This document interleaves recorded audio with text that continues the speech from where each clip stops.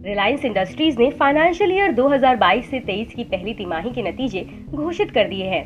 30 जून 2022 को खत्म पहली तिमाही में कंपनी का कंसोलिडेटेड मुनाफा 17,955 करोड़ रुपए रहा है, जो कि फाइनेंशियल ईयर 2021 से 22 की चौथी तिमाही में 16,203 करोड़ रुपए रहा था। 30 जून 2022 को खत्म हुई पहली तिमाही में कंपनी की कंसोलिडेटेड इनकम 2.19 लाख करोड़ रुपए रही है, जो कि फाइनेंशियल ईयर 2021 से 22 की चौथी तिमाही में 2.07 लाख करोड़ रुपए रही थी। सालाना आधार पर देखें तो कंपनी का मुनाफा 46.3% बढ़ा है। इसी तरह कंपनी की आय में सालाना आधार पर 54.5% की बढ़ोतरी देखने को मिली है। रिलायंस इंडस्ट्रीज के नतीजे अनुमान से कमजोर रहे हैं।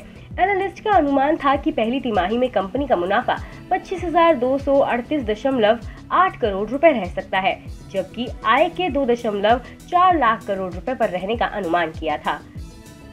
तिमाही दर तिमाही आधार पर रिलायंस इंडस्ट्रीज की पहली तिमाही का कंसोलिडेटेड एबिटेडा 31,366 करोड़ रुपए से बढ़कर 37,997 करोड़ रुपए रहा है, जबकि एबिटेडा मार्जिन तिमाही आधार पर 15.1% से बढ़कर 17.3% पर पहुंच गया है। 30 जून 2022 को खत्म पहली तिमाही में कंपनी के O2C बिजनेस की इनकम 1.61 लाख करोड़ रुपए रही है, जो कि फाइनेंशियल ईयर 2021 से 22 की चौथी तिमाही में 1.45 लाख करोड़ रुपए रही थी। इस ड्यूरेशन में O2C बिजनेस की एबिट तिमाही आधार पर 12,386 करोड़ रुपए से बढ़कर 18,016 करोड़ रुपए पर आ गई, जबकि O2C की एबिट मार्जिन पिछली तिमाही के 8.5% से बढ़कर 11.1% पर रही है। तिमाही दर तिमाही आधार पर पहली तिमाही में कंपनी की ऑयल एंड गैस बिजनेस की आय 2008 करोड़ रुपए से बढ़कर 3,625 करोड़ रुपए रही है।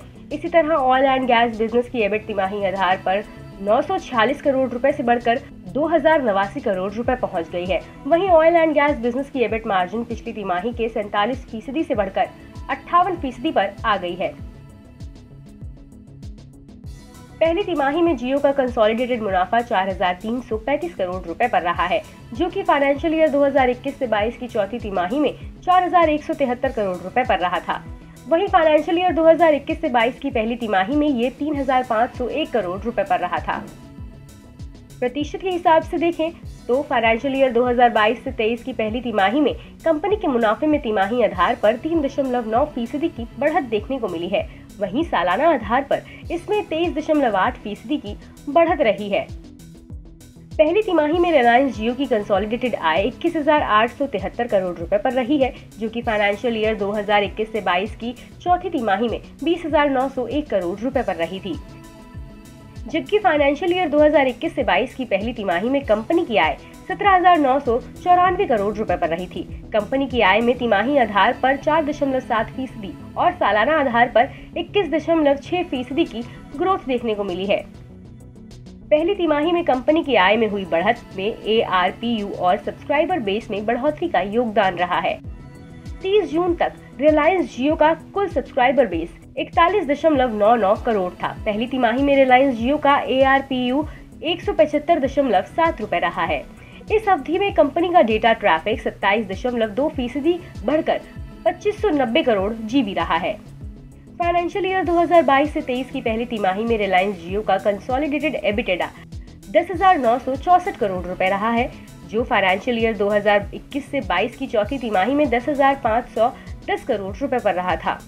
फाइनेंशियल ईयर 2022 से 23 की जून तिमाही में रिलायंस जियो का एबिटेडा मार्जिन 50.13% पर रहा है, जो कि फाइनेंशियल ईयर 2021 से 22 की चौथी तिमाही में 50.3% पर रहा था। फाइनेंशियल ईयर 2023 की जून तिमाही में कंपनी के रिटेल कारोबार की आय बढ़कर 58,569 करोड़ रुपए रही, जबकि पिछली तिमाही में कंपनी की आय 58,019 करोड़ रुपए रही थी।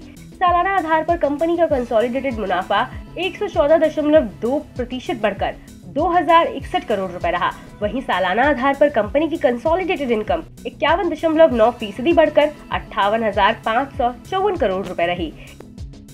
इसके सालाना आधार पर कंपनी का कंसोलिडेटेड एबिटेडा 97.8% बढ़कर 3,837 करोड़ रुपए रहा। तिमाही आधार पर रिलायंस रिटेल का एबिटेडा बढ़कर 3,849 करोड़ रुपए रहा, जबकि पिछली तिमाही में कंपनी का एबिटेडा 3,712 करोड़ रुपए रहा था। कंपनी की एबिटेडा मार्जिन पिछली तिमाही के 6.4% से बढ़कर 6.6% रही। रिलायंस के नतीजों पर बोलते हुए कंपनी के चेयरमैन मुकेश अंबानी ने कहा कि जियो पॉलिटिकल संकट से एनर्जी मार्केट प्रभावित हुआ है। कंपनी के O2C बिजनेस ने अब तक शानदार प्रदर्शन किया है। चैलेंजिंग कंडीशंस में भी हम कॉम्पिटिटिव प्राइसिंग बरकरार रखने में कामयाब रहे हैं। कंपनी को वर्तमान चुनौतीपूर्ण माहौल में मजबूत सप्लाई चेन इंफ्रा से मदद मिली है। पहली तिमाही में कंपनी के डिजिटल प्लेटफॉर्म पर भी ग्राहकों की संख्या बढ़ी है। हमारे डिजिटल सर्विस प्लेटफॉर्म पर कस्टमर की संख्या में मजबूती देखने को मिली है। रिलायंस जियो डेटा उपलब्धता बढ़ाने की दिशा में काम कर रहा है। मोबिलिटी और fibre to the home subscriber addition में हमें बढ़ोतरी देखने को मिल रही है।